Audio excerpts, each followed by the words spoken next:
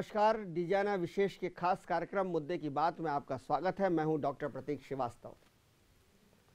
लोकसभा चुनाव के ठीक 3 महीने पहले मोदी सरकार ने एक मास्टर स्ट्रोक खेला है, सवर्णों को 10% आरक्षण देने का मास्टर स्ट्रोक।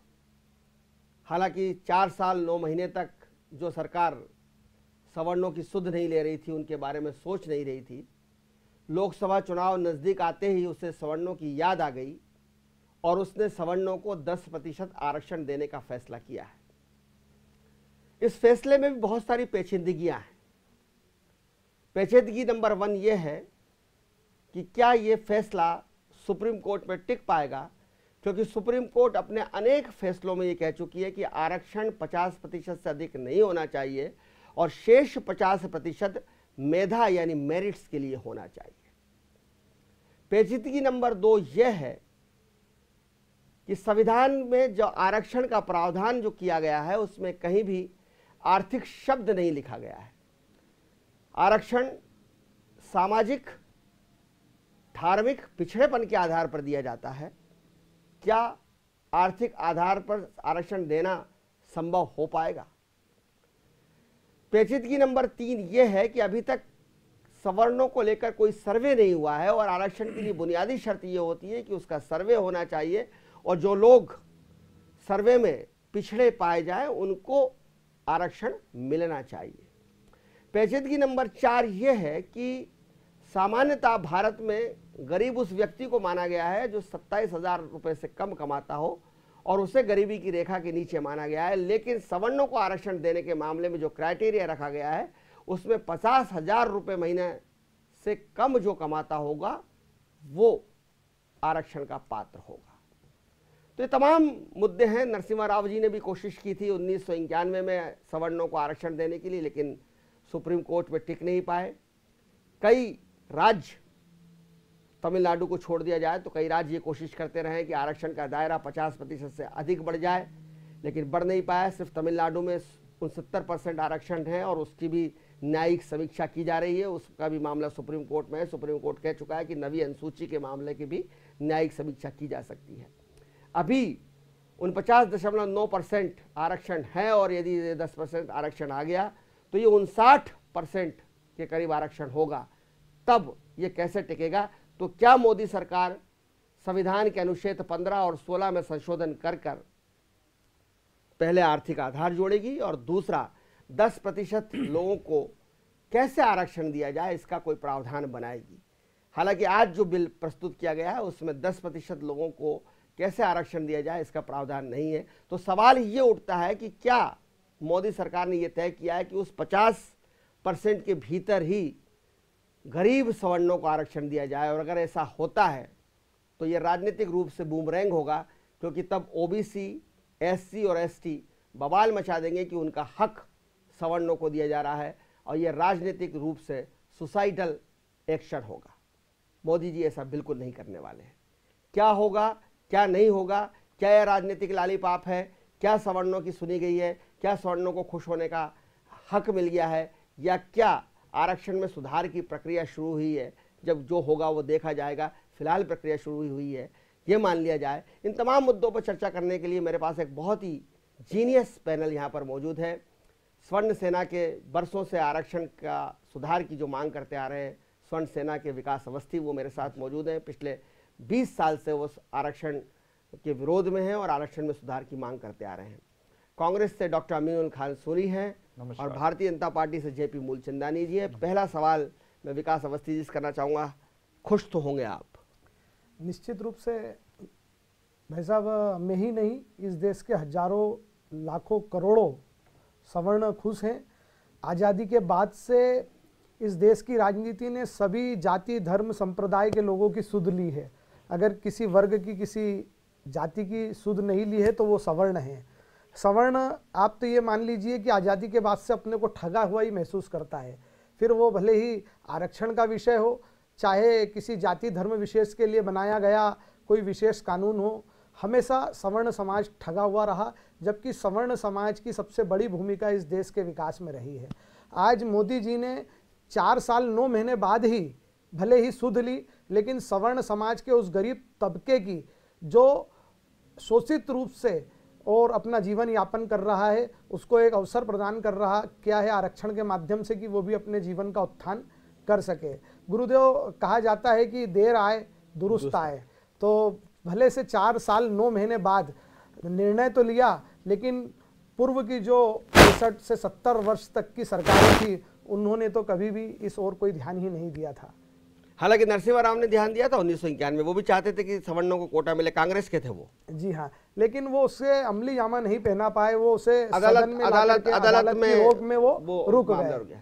और हम मोदी जी से अपेक्षा करते हैं कि वे ऐसे किसी बंधन में न रुकते हुए इसको संविधान में इसको मान्यता दिला करके और उन्होंने जो ये घोषणा करी है इसको इम्प्लीमेंट करेंगे, लागू करेंगे। जेपी मूलचंदानी, क्या 56 इंच का सीना सिकुड़ गया है? 3 राज्यों में आप हारे, एट्रोसिटी एक्ट के कारण हारे। चंबल संभाग पूरी तरह से आपका साफ हुआ। जो स्वर्ण बहुल सीट थी 37, उसमें से 34 सीट कांग्रेस ने जीती। और आपको जब लगा कि 3 राज्य हाथ से निकल गए हैं और अब लोकसभा चुनाव आ रहा है, तो 3 महीने पहले जब सत्र समाप्ति का आखिरी दिन है, तब आप सवर्णों के पक्ष में बिल लेकर आए हैं। ये चुनावी लालीपाप है या डर और उसके कारण निकला हुआ एक फैसला है? देखिए प्रतीक जी, सबसे पहले तो मैं हमारे केंद्र सरकार में बैठे हुए नरेंद्र मोदी जी का बहुत बहुत आभार व्यक्त करूंगा।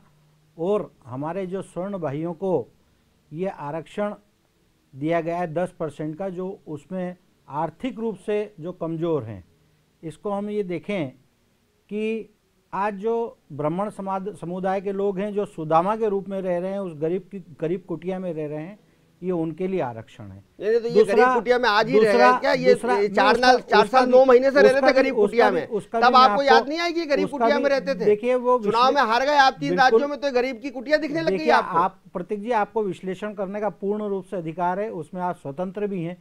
परंतु अगर ये बिल चुनाव के पहले लाया जाता, तब आप ये बोलते कि ये लालीपाप दिया जा रहा है क्योंकि अगला 3 राज्यों में 4 राज्यों में चुनाव है। ये अगर पहले लाया जाता तो आप बोलते हैं कि केंद्र सरकार की सरकार बन गई, इसलिए उन्होंने जो है स्वर्णों को जो है आरक्षण का ये लालीपाप दिया है। आज लोकसभा चुनाव आगे हैं तो आप बोल रहे हैं, अरे भाई लोकसभा चुनाव आगे हैं, इसका मतलब क्या भारतीय जनता पार्टी की सरकार काम करना छोड़ दे? क्या लोगों के उत्थान का काम छोड़ दे? क्या गरीबों के लिए सोचना बंद कर दे? मुझे ऐसा लगता है कि चुनाव से इस विषय को जोड़ के नहीं देखना चाहिए और कतई नहीं देखना चाहिए। बाकी विश्लेषण अपने अपने आधार पर हर व्यक्ति करने की है। कांग्रेस का भी समर्थन मिल गया इस बिल में, कांग्रेस लोकसभा में समर्थन कर रही है इस बिल में। अब आपने भी कहा कि हम भी समर्थन करेंगे, बसपा ने भी कहा है, बहुत सारी शिवसेना भी करेगी। सबसे पहले तो बाला साहब ने ये बात कही थी, मायावती जी और काशीराम तो बहुत पहले से ही कह रहे हैं कि सवर्णों को, गरीब सवर्णों को आरक्षण मिलना चाहिए। लेकिन डॉक्टर अमीनुल खान सूरी, कांग्रेस ये मानती है कि ये चुनावी लालीपाप है और इसमें कुछ होना जाना नहीं है, सिर्फ जो डैमेज कंट्रोल है, जो 3 राज्यों में डैमेज कंट्रोल करना है, जो सवर्ण नाराज हो गए एट्रोसिटी एक्ट के कारण, जो बिल लाए सुप्रीम कोर्ट के फैसले के बाद, जो अध्यादेश लाए मोदी सरकार रामविलास पासवान के दबाव में, और उसके बाद जो सपाक्स का आंदोलन हुआ और जो जिस तरह से सवर्ण नाराज हुए, तो कहीं ना कहीं डरी हुई है मोदी सरकार और ये डैमेज कंट्रोल कर रही है। देखिए, मैं 2 बातें स्पष्ट कर दूं। सबसे पहले तो कांग्रेस जो भी समाज में व्यक्ति आर्थिक आधार पर शोषित है उसके साथ में खड़ी हुई है। इस बिल का कांग्रेस ने समर्थन दिया है क्योंकि बिना कांग्रेस के समर्थन से ये बिल राज्यसभा में पास ही नहीं हो सकता। लोकसभा में नहीं होगा 2/3 बहुमत।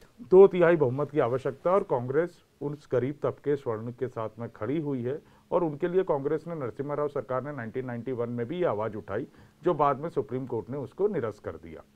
अब रही मोदी जी की बात, 4 साल 9 महीने लग गए मोदी जी को ये बात लाने में, और ये बात इसलिए लाई गई, आप बिल्कुल दुरुस्त कह रहे हैं कि चुनावी मौसम में 100 दिन से भी कम लोकसभा चुनाव को बचे हुए हैं, और किसी तरह से ये जुमलेबाज सरकार, जुमलेबाजों की सरकार कहीं इसमें भी जुमलेबाजी ना करे, इसके लिए कांग्रेस सतर्क है। हम समर्थन तो बिल्कुल दे रहे हैं, पर उसकी सरकार को जानना है कि इसका विधि रूप क्या होगा, ये किस तरह से पास होगा, और अगर आप लाए हो सिर्फ वोट पाने के लिए, तो कांग्रेस ये देश की जनता को इसमें सचेत करेगी, चीजों को देखेगी, क्योंकि हमें जानना है कि आप इसका क्रियान्वयन कैसे करोगे। वो तो संशोधन उन्होंने तो राज्यसभा की तारीख भी बढ़ाई है। हमारा कांग्रेस का स्पष्ट कहना है आप इसमें 50% का है, हम दलितों का, आदिवासियों का और अन्य पिछड़ों का हक मार के इसमें काम नहीं करने देंगे, उनका हक नहीं मरना चाहिए। और अब आप 50% एक्स्ट्रा कैसे बढ़ाओगे, उसका जो अभी बिल लाए थावरचंद गहलोत साहब, उसमें कहीं वो 50% के ऊपर का उल्लेख नहीं है। पहली बात, एक मिनट मेरी बात सुन। उसके बाद में आपने आज ये बिल तो ले आए, ये चीजें कर ली, जो आपने 2 करोड़ रोजगार का साल का वादा किया था उसका क्या हुआ? अभी लेटेस्ट ये- फिगर आया, ये मेरी विषय पूरी से बात हट जाएगा, ये पूरी विषय से चीज हट जाएंगे हम। नहीं, मैं विषय आरक्षण इसलिए पे जरूरी, जाता हूं। इसलिए जरूरी है, आपके सवाल से लिए जरूरी है। ठीक है, नौकरियां नहीं है तो- तो आरक्षण लेके करोगे क्या? नहीं, ठीक है ये ना, भी कह रहे सवाल हो नहीं ना है आप। मेरा ये नहीं कहना। नौकरियां 7.3 अनएम्प्लॉयमेंट की दर्ज हो गई, स्थिति ऐसी विकराल होती जा रही है कि जनता इनके खिलाफ हो गई है। तो ये जो आरक्षण ला रहे हैं, आपने ये जो कहा ना, चुनाव हारने के कारण इनके पास कोई विकल्प नहीं है, इन्होंने 9 करोड़ नौकरियां देनी थी ना 4.5 साल में, 9 लाख नहीं दे पाए, उस सब अपनी नाकामयाबियों को छुपाने का एक प्रयास मोदी सरकार कर रही है। और इसमें भी वो कितनी गंभीर है ये हम आकलन कर रहे हैं, और अगर गंभीर नहीं हुई तो कांग्रेस इसको जगा के जनता के बीच में ला के माइंड फिर मैं विकास से बात करना मुझे चाहूंगा। ऐसा लगता है कि हमारे कांग्रेसी मित्र को पूरे बिल का शायद भान नहीं है। मैं इनको एक स्पष्ट करना चाहता हूं कि संविधान बिल में संशोधन आज ले आया गया है और इनकी तो मजबूरी है समर्थन करना। अगर ये वाकई सवर्णों का उत्थान चाहते थे और उनके पक्ष में खड़े रहते तो इनका कोई सांसद प्राइवेट बिल 4.5 साल में ला सकता था। किसी सांसद ने कोई बात करी, किसी बात का, आज तो इनकी मजबूरी है। ये वोट की राजनीति, प्राइवेट बिल लाता जेपी सर, आपका सांसद क्यों प्राइवेट बिल नहीं लाता? हम तो संविधान संशोधन बिल ही लिया है साहब। अब सरकार लाए ना, हम तो बिल 4 साल 9 महीने बाद। बात ये हो रही है कि ये जो वोट की राजनीति करते हैं कांग्रेस के हमारे जो नेता हैं इनके, वो वोटों की राजनीति करते हैं। आज तो इनकी मजबूरी हो गई। वोटों की राजनीति आप भी करते हैं, जो हर पॉलिटिकल पार्टी वोटों की राजनीति करती है। सवर्णों के विरोधी हैं, या तो आज ये स्पष्ट करें कि ये सवर्णों के विरोधी हैं क्या। दूसरी इन्होंने बात करी 50% की, तो मोदी सरकार ने, केंद्र सरकार ने स्पष्ट कहा है कि 49.5% जो बिल है उसको जो है नहीं छोड़ा जाएगा आरक्षण को। इसके अलावा जो आर्थिक रूप से 10% है वो अलग से होगा। ये बिल में क्यों नहीं है? ये संशोधन वाले बिल में क्यों नहीं है? और इसके लिए क्या कहां आज के बिल में कहां है? आप जनता को भ्रामक ना बनाएं। आप बताइए। भ्रामक नहीं बना रहे, बिल्कुल बना रहे हैं आप जनता को। अनुच्छेद 15 और 16 में संशोधन करना पड़ेगा। बिल्कुल निश्चित रूप से ये पूरा उसका, अगर संविधान संशोधन बिल जो आज लाए हैं अनुच्छेद 15 और 16 को ये ठीक से पढ़ लेंगे, इन्हें पता चल जाएगा कि बहुत स्पष्ट तरीके से 16 में कहीं भी 50% का उल्लेख नहीं है, ये बाद में 16 में राइट टू इक्वलिटी है, राइट टू इक्वलिटी है, उसमें आर्थिक शब्द जुड़ेगा। 15 और 16 आर्टिकल ये कहता है, उसमें 50% का कहीं उल्लेख नहीं है। मैं विषय 50% मूल अनुसूची, नवी अनुसूची में लाना पड़ेगा। हाँ, उसको शेड्यूल में लाना पड़ेगा। और आप बात कर रहे हो आर्टिकल की, आप कॉन्स्टिट्यूशन को समझो पहले कि आर्टिकल क्या है और शेड्यूल क्या है। वो आप उनका भाव समझिए, उनका भाव समझिए। केंद्र सरकार ने जो भी संविधान संशोधन के लिए बिल लाया उसमें गया 50% का जेपी भाई आज क्लियर जो भी नहीं लाया है। गया जो है ये विषय जो है पूरा मेरा, देश देख रहा है। हम तो आपसे ये चाहते हैं कि आप स्पष्ट करें, आप मामले को उलझा के, हम तो समर्थन दे रहे हैं, हम तो समर्थन कह रहे हैं, पर हमको सबको सचेत कर रहे हैं कि जिस तरह की जुमलेबाजी ये सरकार करती आई है, तो जुमलेबाज प्रधानमंत्री है, वो कहीं फिर वापस से जुमलेबाजी करके इस देश को गुमराह तो नहीं कर रहा। हम वो सचेत कर रहे हैं। मुझे ऐसा लग रहा है प्रतीक जी, एक सेकंड, मुझे ऐसा लग रहा है कि कांग्रेस के नेता ऊपर से नीचे तक सारे कंफ्यूज है, नीचे तक का व्यक्ति कंफ्यूज है। तो आपके लिए मुझे ऐसा लगता है 50% पर जवाब दीजिए। सरकार आपकी है, आपको कंफ्यूजन दूर करना है, कांग्रेस का निश्चित रूप से दूर किया जाएगा। क्या 3 राज्यों में जिस तरह से नोटा का प्रयोग हुआ, जी, जिस तरह से सवर्णों का आंदोलन हुआ, सपाक्स का आंदोलन हुआ, सवर्ण समाज का आंदोलन हुआ, एट्रोसिटी एक्ट के विरोध में जिस तरह से सड़कों पे लोग उतर के आए, और नतीजे चुनाव के जो बता रहे हैं कि भारतीय जनता पार्टी को उन सीटों पर जो सवर्ण बहुल सीटें उन पर बहुत नुकसान उठाना पड़ा, जी, ये उसका डर है जो फैसला हुआ है? बिल्कुल ठीक कह रहे हैं आप। देखिए, तुलसीदास जी ने कहा ही है कि भय बिन होए न प्रीत। तो जब तक भय होगा नहीं, जब तक प्रीत होगी नहीं। भाजपा हो या कांग्रेस, सपा हो या बसपा, हमेशा हर कोई सत्ता उन्हें प्राप्त हो इस प्रकार की ही राजनीति करती है। इस देश के अंदर अगर तिलक तराजू और तलवार इनको मारो जूते चार, ये नारा देकर के बसपा ताकत में आई, और जब सत्ता पानी थी तो उन्होंने ब्राह्मणों का आशीर्वाद लिया, राजपूतों का आशीर्वाद लिया, सतीश चंद्र मिश्र को उनका प्रमुख बना करके और सरकार सवर्णों के दम पर बनाई। ऐसे ही आज जो सवर्ण वोट बैंक है वो अभी तक मोटे तौर पर भारतीय जनता पार्टी के साथ रहा है। मैं स्वयं भारतीय जनता पार्टी का जवाबदार पदाधिकारी हूं, लेकिन जब मुझे भी लगा कि नहीं, जो आज तक कांग्रेस करती आई वही भाजपा भी करने लगी, एट्रोसिटी एक्ट के लिए अध्यादेश लेकर के आई, तो हम लोगों ने फिर पार्टी की विचारधारा को न देखते हुए खुल करके हमने नोटा के लिए आह्वान करा और हमने आरक्षित 82 सीटों पर जाकर के प्रचार किया कि वहां के सवर्ण मतदाता अपने आप को इस चुनाव से दूर करें, और नोटा एक कारण बना जिससे भारतीय जनता पार्टी सत्ता से दूर हो गई। भारतीय जनता पार्टी ने 14 सीटें ऐसी जो नोटा कारण भारतीय जनता पार्टी, अगर आज उन 14 सीटों में से वो 7 सीट भी जीत गए होते तो सत्ता सरकार के करीब हो जाते।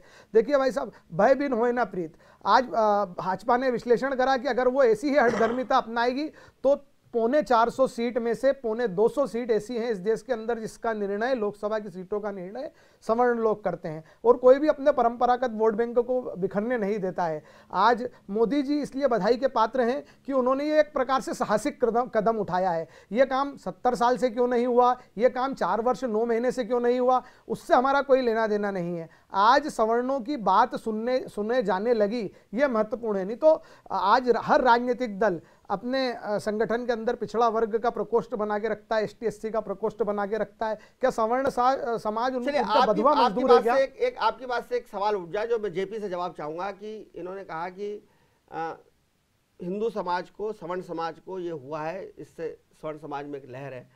चूंकि ये चर्चा हमेशा से होती है, सिर्फ हिंदू समाज में नहीं, है। हिंदू स्वर्ण में तो जो है ये जो 10% है, ये 10% में तो सिखों को भी फायदा होना है, मुसलमान को भी होना है, और नहीं, इनका सवाल से जो सवाल उठा कि चूंकि अभी लगातार मायावती जी और अखिलेश वहां मिलने जा रहे हैं यूपी में, उनका गठबंधन लगभग हो चुका है। उस गठबंधन होने की वजह से सारा मुस्लिम वोट जो है यूपी का, उसका ध्रुवीकरण होगा। पश्चिम बंगाल में गठबंधन हो रहा है, वहाँ ध्रुवीकरण होगा, और लगातार इस तरह की कैसेट्स विधानसभा चुनाव में भी आती रही कि मुस्लिमों को 90% वोटिंग करना चाहिए। तो क्या बीजेपी हिंदू ध्रुवीकरण के कारण, हिंदू ध्रुवीकरण के लिए, पोलराइजेशन के लिए इस तरह का बिल लाई है, जबकि आखिरी सत्र चल रहा है लोकसभा का? देखिए प्रतीक जी, केंद्र सरकार में जो नरेंद्र मोदी जी की सरकार है, उसका एक ही उद्देश्य और एक ही नारा है, सबका साथ सबका विकास, और उसी को लेके वो पूरे कार्यक्रम, उसकी योजनाएं, केंद्र सरकार की योजनाएं, केंद्र सरकार की जितनी भी योजना है वो कोई ऐसा नहीं है किसी जाति विशेष के लिए। उसका फायदा जितना हिंदू को मिलता है उतना मुस्लिम को भी मिलता है। तो ये कहना कि सिर्फ मुस्लिम ध्रुवीकरण या किसी जाति विशेष को फायदा पहुंचाने के लिए कोई भी कार्य हो रहा है, मुझे लगता है कि केंद्र सरकार के लिए ये आरोप लगाना बिल्कुल गलत होगा, क्योंकि नरेंद्र मोदी ध्रुवीकरण नहीं करना चाहते। बिल्कुल, हम तो सबके साथ और सबके विकास की बात करते हैं। जो आर्थिक रूप से गरीब व्यक्ति है उसके उत्थान के लिए अगर केंद्र सरकार कोई योजना ला रही है तो उसमें किसी को भी आपत्ति क्यों होना चाहिए? डॉक्टर सूरी, क्या ये मामला कोर्ट में नहीं उलझेगा? क्योंकि कोर्ट बहुत साफ साफ कह चुकी है कि 50% ज्यादा नहीं दिया जा सकता। तेलंगाना कोशिश करके हार गई, कर्नाटक कोशिश करके हार गई, हैदराबाद कोशिश करके हार गया, गुजरात, महाराष्ट्र, राजस्थान 2015 में तो राजस्थान हार गया। अब एक तमिलनाडु का, और उसको भी उन्होंने ले लिया है, उसको भी वो न्यायिक प्रक्रिया में आ गया है। तो क्या ये मामला, यहाँ विकास थोड़ी देर खुश हो सकते हैं, कोर्ट में जाएगा मामला और फुस हो जाएगा? देखिए, कांग्रेस पार्टी को यही चिंता है। मैंने जो पहले भी कहा आपसे कि ये जो बिल लाए इसका हम समर्थन कर रहे हैं और खुली बाहों से समर्थन कर रहे हैं। हम खुद चाहते हैं कि जो हमारा स्वर्ण, जो गरीब है, जो पिछड़ा हुआ है स्वर्ण समाज में, वो भी इस समाज की धारा में आगे आए और कदम से कदम मिला के आगे बढ़े। पर क्या मैंने बार बार जुमलेबाजी शब्द का मैं इसलिए इस्तेमाल कर रहा हूं क्योंकि इन्होंने 4.5 साल चुनाव 2014 से लेकर सिर्फ जुमलेबाजी की है, और इस बार भी क्या इसी मुद्दे पे ये जुमलेबाजी करके और वोटर का ध्यान अपनी तरफ खींच के सिर्फ वोट बटोरने की राजनीति कर रहे हैं, या इनका मकसद कुछ साफ है? ये हम भाजपा की और नरेंद्र मोदी सरकार से चाहते हैं कि ये 50% पे आप कैसे करेंगे, क्या करेंगे और क्या कर रहे हैं, और अगर उसमें कांग्रेस का सहयोग आपको चाहिए 50 से ऊपर बढ़ा के, कि जिससे हमारे दलित भाइयों, आदिवासी भाइयों और पिछड़े भाइयों का नुकसान नहीं हो, तो कांग्रेस उसमें भी आपका साथ देगी और काम करेगी। पर इसकी आपकी विधि, आपने क्या राय ली है, किस तरह करेंगे, वो चीज समझना। डाउट है कुछ इस चीजों को लेकर कि न्यायालय में कैसे पास होगा? बहुत टेक्निकल पॉइंट उठाए हैं डॉक्टर सूरी ने। आपको लगता है कि ये कैसे न्यायालय में पास होगा? न्यायालय तो 50 से ऊपर जाती नहीं है। संशोधन कैसे होगा? संशोधन में 10% अलग से कैसे लाया जाएगा? आर्थिक आधार कैसे जोड़ा जाएगा? सिर्फ कह देने भर से, क्योंकि नरेंद्र मोदी जी का ठीक है, उन्होंने तो कहा भी था कि 15-15 लाख रुपए सबके खाते में आने वाले हैं काले धन के, वो आए नहीं। तो कहीं आपको लगता है कि इसके पीछे बहुत सारे भाई साहब सूरी जी जैसे कि चिंता व्यक्त कर रहे हैं कि ये मामला सुप्रीम कोर्ट से जाकर के रुक जाएगा। आदरणीय JP जी ने कहा हैगा कि ये संविधान में संशोधन करने की बात हो रही है।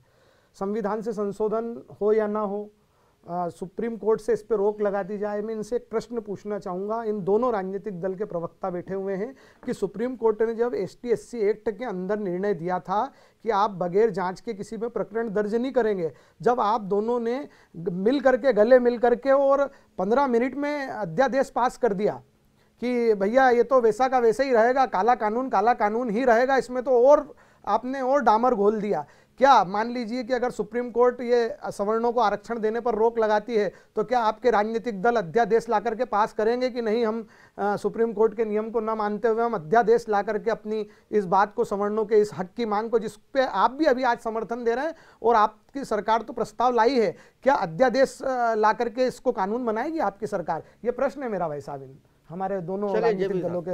ये प्रश्न सही है कि भाई बहुत अच्छी, जब वो अध्यादेश आया तो इसमें भी अध्यादेश आ सकता है। बहुत अच्छा प्रश्न विकास जी ने पूछा। सबसे पहले तो जो इन्होंने हमारे कांग्रेसी मित्र ने मुझसे पूछा जुमलेबाजी, तो ये घोषणा मात्र नहीं है। इस बात को बहुत गंभीरता से समझना चाहिए कि आज लोकसभा में अध्यादेश बिल रख दिया गया है और वो शाम तक पास हो जाएगा बहस करने के बाद, क्योंकि लोकसभा में हमारे पास पूर्ण बहुमत है, हमारा काम हो जाएगा। बात रही राज्यसभा की, तो आप तो राज्यसभा में जहां तक प्रश्न उठता है, राज्यसभा में जहां तक है, तो कांग्रेस ने तो अभी करा, उसके पहले इनके जो भी अलायंस थे उन सबने समर्थन करा सपा को छोड़ के। दूसरी बात, जब अध्यादेश पास होता है, इसका मतलब हमारे केंद्र सरकार की, नरेंद्र मोदी जी की बहुत स्पष्ट मंशा है कि जो स्वर्ण गरीब हैं, जो उस चीज के लिए शिक्षा और नौकरी में उनको आरक्षण मिलना चाहिए, क्योंकि उनका उत्थान भी जरूरी है। ये है कि अगर मैं वही आपको पूरी बात बता रहा हूं, आपको अध्यादेश लाओगे, मैं वही आपको बताने जा रहा हूं प्रतीक जी कि अध्यादेश लाने का प्रश्न जो है, मतलब ही ये रहता है कि केंद्र सरकार की मंशा बहुत स्पष्ट है कि उनको वो 10% का आरक्षण मिलना चाहिए। कोई भाषणों में नहीं कहा, जिस प्रकार राहुल गांधी या कांग्रेस के नेता भाषणों में कहते हैं, तो भाषणों में नहीं है। अब जो लोकतंत्र का सबसे बड़ा मंदिर है लोकसभा और राज्यसभा, उसमें ये बिल पास होने के लिए चला गया है। और अगर सुप्रीम कोर्ट उस पर अगर कोई डिसीजन नेगेटिव देती है तो निश्चित रूप से आप समझ लीजिए कि इसी पक्ष में पुनः जो भी नियम के अनुरूप उसको संशोधन करना पड़ेगा। केंद्र सरकार उसके लिए प्रतिबद्ध है। जेपी भाई बार बार घुमा रहे, हमारा सवाल जो 50% की गाइडलाइन है उस पे है। आज आप बिल लाए, आप उसी में ले आते अध्यादेश के माध्यम से, उसमें भी एक संविधान में संशोधन कर देते कि 60% हो गया आरक्षण का, 50%। आप एक बिल तो लाए थे, आप एक और बिल ले आते, वो बिल क्यों नहीं लाए? मुझे वही नियत में जो है मेरा जो डाउट है कांग्रेस पार्टी का है कि आप वो 50% को बढ़ाने वाला एक ही बिल में क्यों नहीं ले आए? आप उसको आज ही पारित करा लेते, फिर आपने अटका दिया उस चीज को। और उसके बाद अध्यादेश का भी मैं इनकी बात का भी, अध्यादेश में भी नियम है कि कानून बनाने का नियम है, आरक्षण उस पर कानून बनाने के लिए सरकार, केंद्र सरकार और संसद कहां तक उसमें अध्यादेश ला सकता है, उसका भी पढ़ना पड़ेगा, देखना पड़ेगा। क्योंकि अगर ऐसा होता तो पूर्ववर्ती सरकार, नरसिम्हा राव सरकार उसी समय लाके कर देती, जब 9 बेंच, सुप्रीम कोर्ट की 9 बेंच ने इसके खिलाफ इंदिरा साहनी वर्सेस भारत सरकार केस में, इसमें 16(4) में आर्टिकल में डिसीजन दिया था। क्योंकि नरसिम्हा राव सरकार उस समय भी तत्पर थी। हम तो ये विषय 91 में ही ले आए थे, पर अगर उसमें कानूनी रूप से समझना, मैं वही चाहता हूं कि कानूनी विशेषज्ञ, विधि विशेषज्ञों ने, भारत सरकार ने क्या समझा, आपने इतना अच्छा कदम उठाया है, हम आपके उसके साथ हैं, पर उसके पीछे आपकी तैयारी क्या है वही कांग्रेस समझना चाहती है, वही मैं बार बार पूछ रहा हूं। ये एक पॉइंट और भी चाहूंगा मैं कि ये जो 50,000 रुपए की सीमा की गई है, बाकी सबके लिए तो 27,000 है, सवर्ण के लिए 50,000 क्यों? जी हाँ, ये एक मैं भी इसे सुधारवादी कदम ही मानूंगा कि हम सब लोगों ने जब आज से 15-17 साल पहले एक बार हाई कोर्ट के जज वी.डी. ज्ञानी साहब और आपको हमने मार्गदर्शन के लिए बुलाया था, तो आपने ये कहा था कि विकास, तुम लोग अगर आरक्षण को समाप्त करने की बात करोगे तो मुश्किल है, इसमें सुधार की बात करो। और जब से ही हम एक सुधारवादी, हमारा जो मांग पत्र है उसमें 6 नंबर की मांग ये थी कि गरीब सवर्णों को भी आरक्षण का लाभ मिलना चाहिए। और जो हमारी मांग नंबर 1 है वो यही है कि जो ST/SC को आरक्षण दिया जाता है उसमें से क्रीमी लेयर, जो सक्षम ST/SC के वर्ग के लोग हैं, उन्हें अलग करा जाए। अगर इस शहर के कलेक्टर साहब का बेटा ST/SC का है और वो आरक्षण का लाभ लेता है तो ये निश्चित रूप से गलत है। अगर किसी के पिताजी मुख्यमंत्री बन चुके हैं, उसके पिताजी मंत्री बन चुके हैं और वो आरक्षण का लाभ लेकर के हॉस्टल में जाकर के हॉस्टल का कमरा रोकता है तो वो निश्चित रूप से उसके ही दलित भाई का हक मार रहा है। अगर कोई कलेक्टर साहब अपने ही भाई को SDM बना देते हैं तो वो एक अपने ही दलित समाज के व्यक्ति का हक मारते हैं। तो ये एक प्रकार से सुधारवादी कदम है कि जिस प्रकार से हमारी सवर्ण समाज की एक राशि तय करके उन्हें बंधन में लाए हैं, वैसा ही ST SC के साथ भी करना चाहिए। और पिछड़ा वर्ग की भी उसमें सीमा है, जैसे 8.5 लाख की वार्षिक आय की सीमा पिछड़ा वर्ग की है, 8 लाख रुपए की सीमा सवर्ण समाज के लिए दी गई है। 10 लाख की सीमा तय करें, भले 15 लाख की सीमा करें, लेकिन ST SC वर्ग के लिए भी करें, ताकि उसका जो मूल लाभ है, उसकी जो मलाई है, वो उस मेरे दलित भाई के हिस्से में जाए जो आज भी वंचित है। और मैं इसे सुधारवादी कदम ही मानता हूँ। बहुत धन्यवाद आप तीनों मेहमानों का इस बहस में भाग लेने के लिए। लेकिन एक बात तय है कि ये आरक्षण लागू होगा नहीं हो पाएगा, इसमें भी बहुत सारे किंतु परंतु इफ एंड बट्स हैं। मामला कोर्ट तक भी जाएगा और संविधान में संशोधन का मसला है। 50% से ऊपर जब लाना है तो संविधान में संशोधन करना होगा। बहुत सारी इसमें, जैसे मैंने शुरुआत में अपने नरेशन में कहा था कि बहुत सारी पेचीदगियाँ हैं, लेकिन इतना तो तय है कि अब सरकारें और विपक्ष के दल भी सवर्णों के बारे में सोचने लगे हैं। ये स्वर्ण की ताकत का एहसास है। कहीं ना कहीं चुनाव नतीजे बता रहे हैं कि अगर आपने बहुत ज़्यादा सवर्णों की उपेक्षा की, उनके अनदेखी की, तो नतीजे आपको भुगतने पड़ेंगे।